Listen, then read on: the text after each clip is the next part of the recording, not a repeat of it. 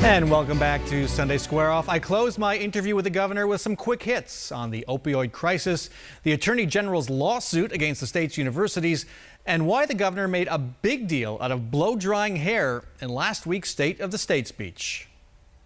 Opioid addiction. How soon will you call a special session to deal with this crisis?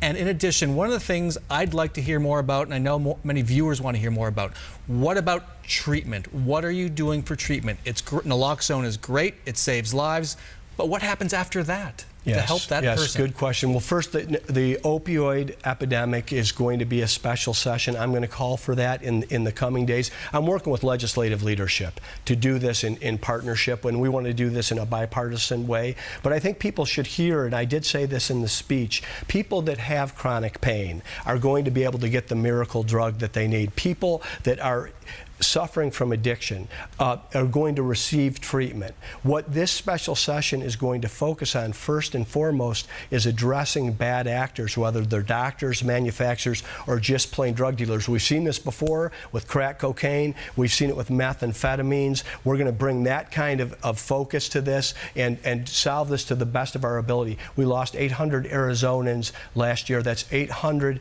too many. What about expanding options for treatment? Because I can tell you, I know from personal experience, there aren't many here in Arizona. We're gonna work with healthcare professionals and medical professionals to see what is possible here to provide that. And it's not only addiction with opioids. Addiction is affecting so much of our society. A lot of the State of the State was talked about reducing recidivism.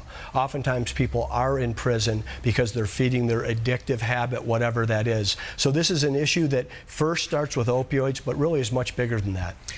This prison lawsuit, it's been going on for a while. Have you been paying attention to it in federal court? The judge there has just gone, what he's done is unprecedented in terms of criticizing your director of corrections for the conditions of prison health care.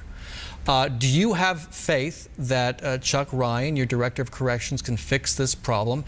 And how concerned are you about what the judge is saying about a health care system in prisons that apparently, our prisons that we pay for, taxpayers, that apparently lets inmates die?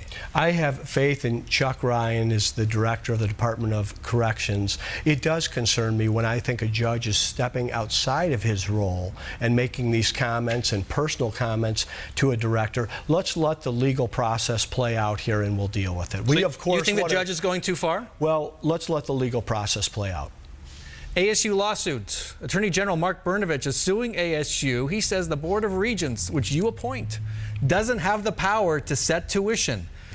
Is he right? Well, I've been outspoken in opposition to lawsuits. It's something I've worked very hard to settle. I'm going to let the Attorney General fulfill the Attorney General's role, and I think what the Attorney General wants to see is what do these words in the Constitution, what are their relevance, what weight do they have?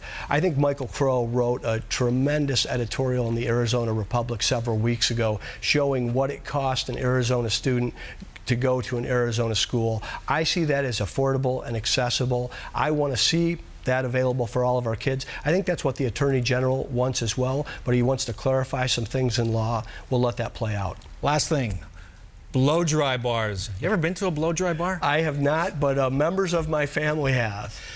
Why are you so interested in making sure anybody is free to earn money blow-drying hair for a living without a cosmetology license? Well, my wife Angela made me aware of these blow-dry bars, and she is a customer as well.